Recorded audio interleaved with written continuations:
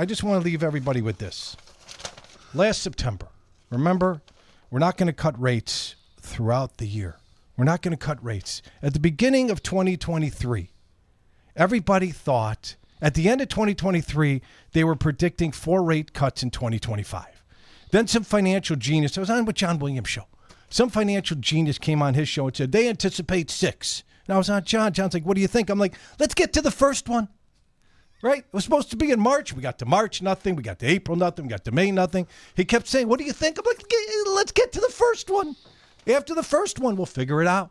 Oh, then Fed Chair Powell, we're not going to cut. We're not going to cut. Then 60 days before the election, he cuts it a half a point. Okay? Mm-hmm. So, ironic, whatever. Again, not political. I'm just stating. No, that wasn't political either.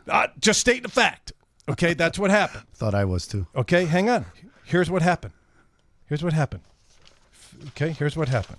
September of last year, when the Fed chair cut rates, the 30-year fixed dipped a little bit right then and there. Then you know what happened over the next month? Back up.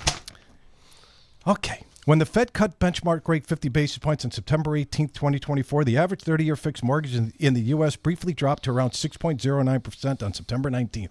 However, that decline was short-lived. By mid-November, the rate had climbed to approximately 6.84.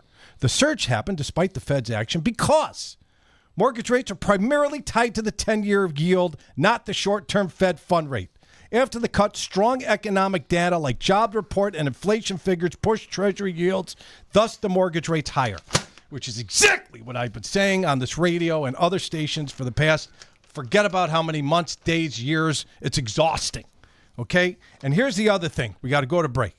The jobs numbers at the beginning of the week by ADP were bad. The mortgage rates dropped. The jobs number on Thursday morning miraculously turned themselves around. They were up 175,000 jobs, and the mortgage rates got worse.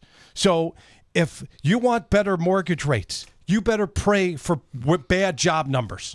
Okay? That's the way it works. When you have good job numbers, President Trump and all you other people in Washington, you're not going to get lower rates. Okay, so let's stop talking the nonsense, because if you chat GPT'd it, Steve, this is what comes up. You think I don't know that? The 10-year, the mortgage rates, again, are tied to the 10-year bond, not what Fed Chair Powell does. This segment, Steve, am I right?